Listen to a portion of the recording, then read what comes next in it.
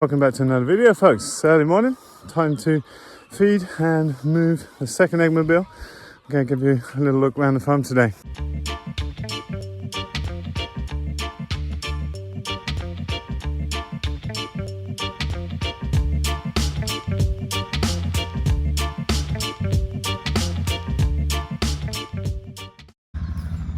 So a simple process, takes 15 minutes with a pair. Come up and one goes off to the other eggmobile, checks the nests are open, feeds. The other with the machine takes down the first net, by which time second one comes in, takes down the other net. I've already laid it out in anticipation of the next paddock. Eggmobile moves, energizer, waterer, set up the fence again, off we go.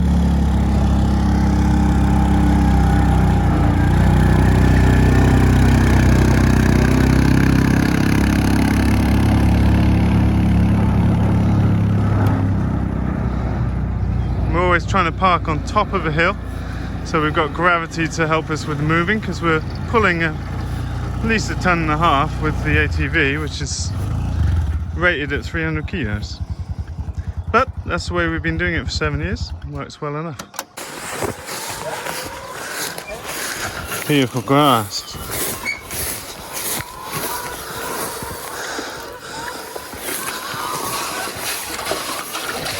Putting up poultry net, what we do in long grass is just use your foot to press the grass down, and you can pick the fence up with your hand, so you don't need to bend down ever.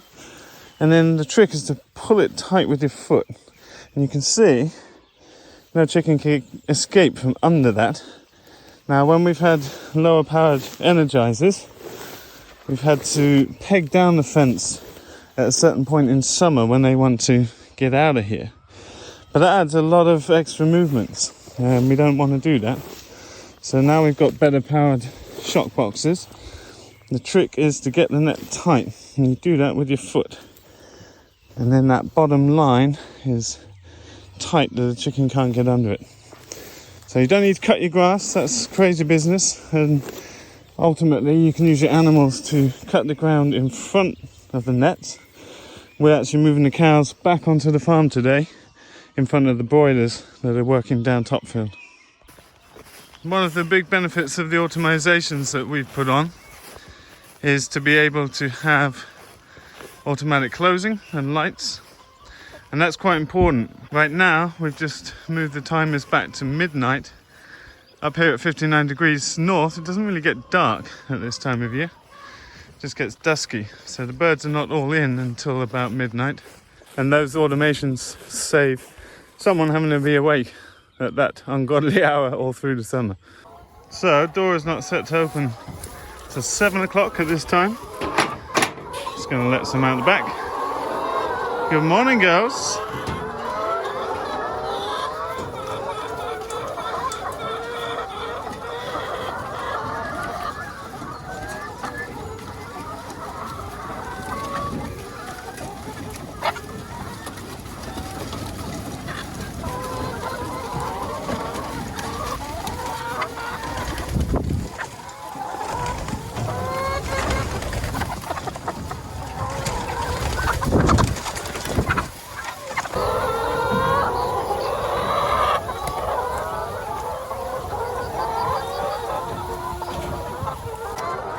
So we've been running a mini-series that's open till the 10th of June. You can get free CAD instructions, step-by-step instructions, how to build your own roll-away nest boxes for up to 400 hens.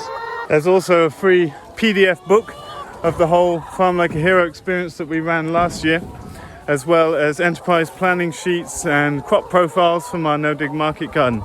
That's as part of the launch series for the Regenerative Agriculture Masterclass, which registration is open for now until the 10th of June at 6 p.m. European time.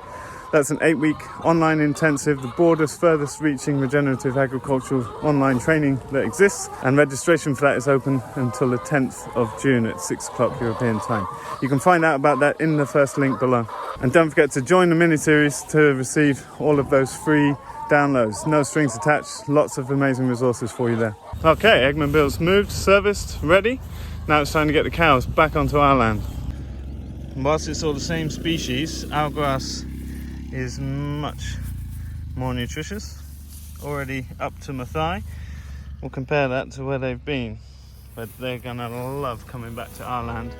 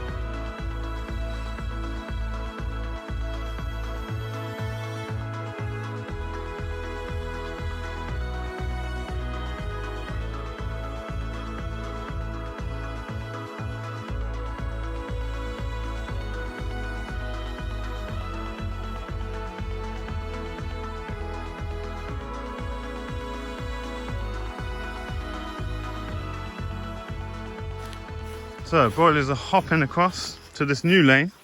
We're starting the cow fence here, and we're going to be giving them 2 moves per day to get them around the tree lane. So we'll give them this in the morning and the whole next lane in the afternoon. So they'll be probably taking the grass down by half. That will make it easier for the fencing of the broilers, and we'll recover pretty fast. Grass is growing so quickly now that we need to get around the farm really quickly in order to keep on top of it. And this will be the end of the broiler season in a couple of weeks' time. We're doing another intensive week of slaughter, and we decided this year to really compress broiler production so that we only have an employee for half of the season, so we can just bunch everything together and have intense week-long slaughter sessions. 2 of those, and we're just running a couple of thousand birds this year.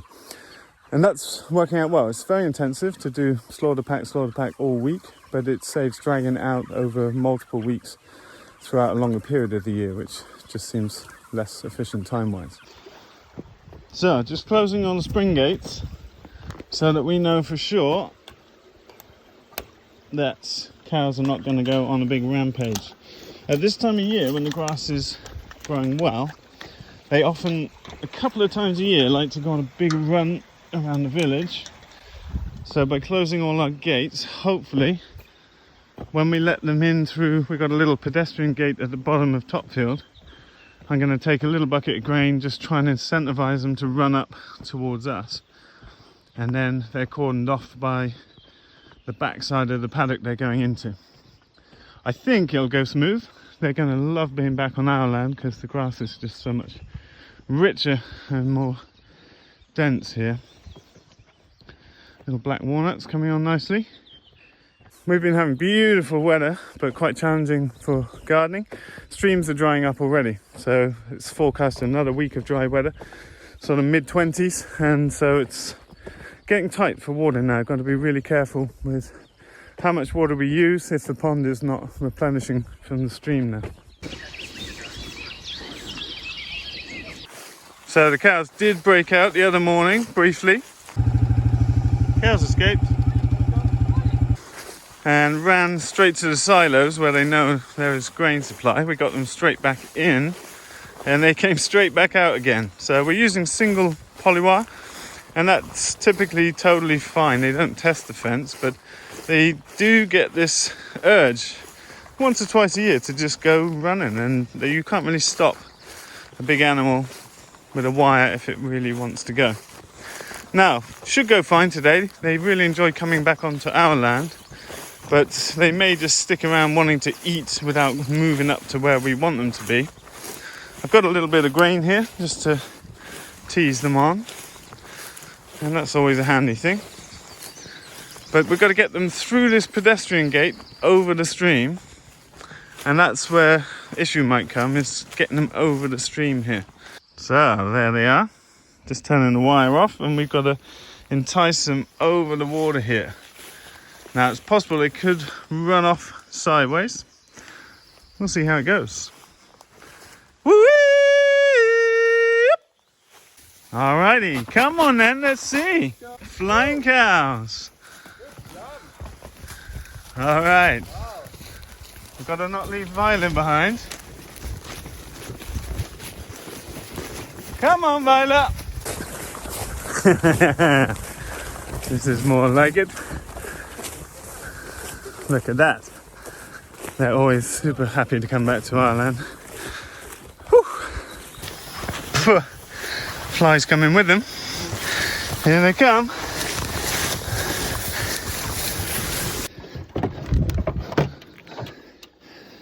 Whew. Always a straggler. Sheep are getting excited. Hey, Viola. Come on in, slow coach. Good girl, good girl. Well, smooth as it could be. I think they're going to get very curious about the broilers.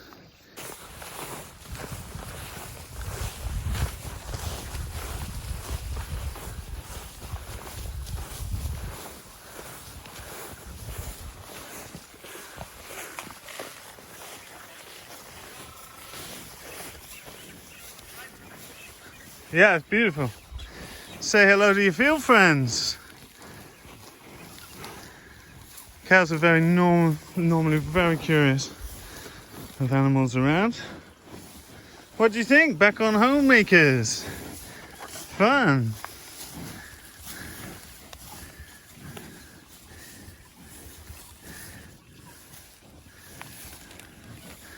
So right now they're going to be on about 1200 square meters a day. They've been on over double that in the neighbour's field. But now it's a mathematical equation to get us around all of our land. Because the broilers are on their way down, they've got about 10 more moves, which will take about 3 more lanes. So what we're going to do is graze down in front of them all the way to the bottom, then go back to let the ground where they have been recover further, and then take that before heading off to Nutfield and then into Frontfield for the first time of the year. So we've been giving extra water at either end for the broilers now because it's been so hot. It gets a little sweaty up here. They do get a good amount of shade, but it's so important that they have access to fresh, cool water all the time. And that's been working well.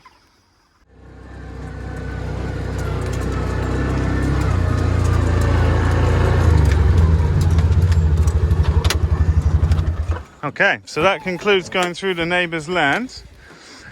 We've grazed very lightly, spending only 9 days in this huge field. And the reason for that is we want this to recover fast for cutting winter feed, haylage or silage, very dry silage. Now, most people are starting to cut around Sweden because everything's about to go to flower. However, we're contracting in neighbours and contacts in the village. And so they typically come about 10th of July when they've wrapped up all their other work.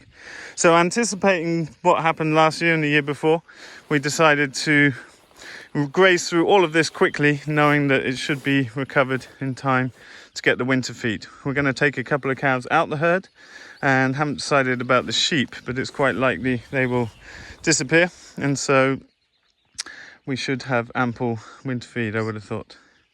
There's Sacro Dog. Hey Sacro Dog, you missed the fun. Hey, piggies. Come on in, piggies.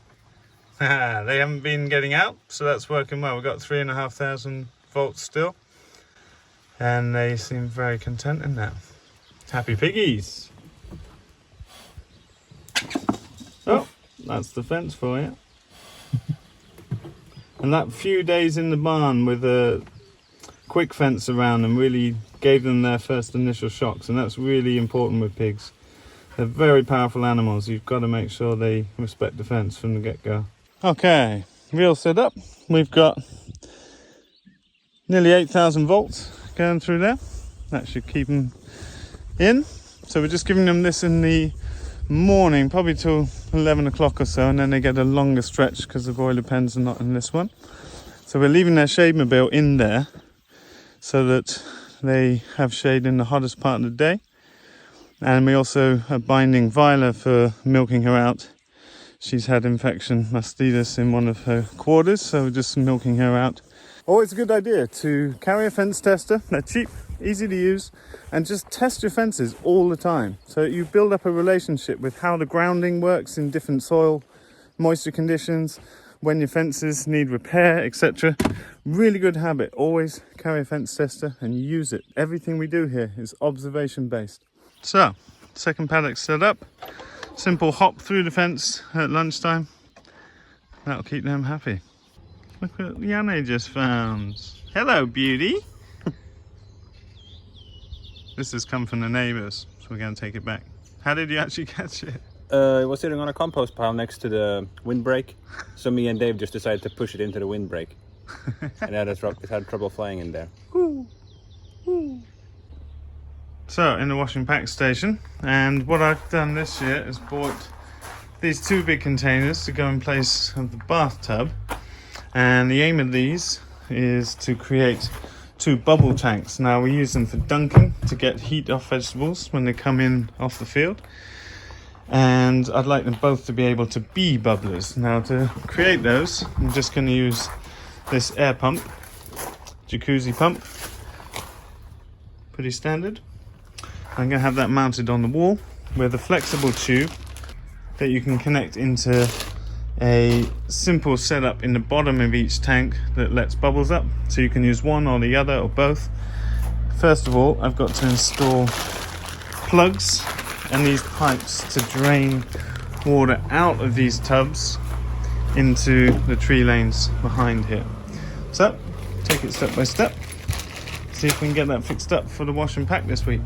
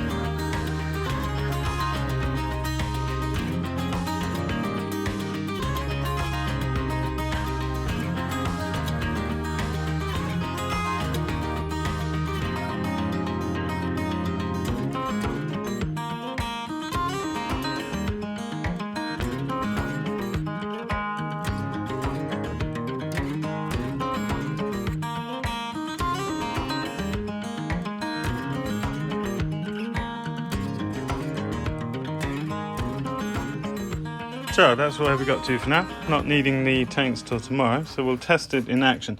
I've had to add more gravel into these, and the gravel obviously serves to keep it down.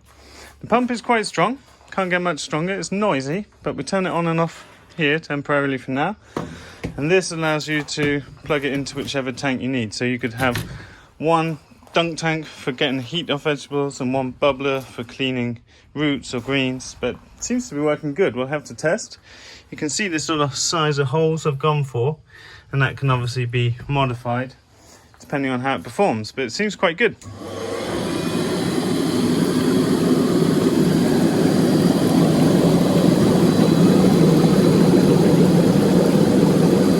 Alright, that's it for today's video, folks, and don't forget you can still grab all the downloadable gifts we've given out with the mini-series in the build-up to the Regenerative Agriculture Masterclass. All you have to do is sign up with your name and email, and you can get access to our free book and PDF version of our stories from the pioneers that we compiled from last year's tour around Europe with some incredible farmers. There's also downloadable CAD plans for our nest boxes and all kinds of other awesome resources there. If you want to find out more or enroll in the Regenerative Agriculture Masterclass, my signature online training that I'll be running through July and August this year, you've got till June the 10th at 6 p.m. European time to register if you want to join us. So check that out, that's in the top link below. We'll see you in a video soon.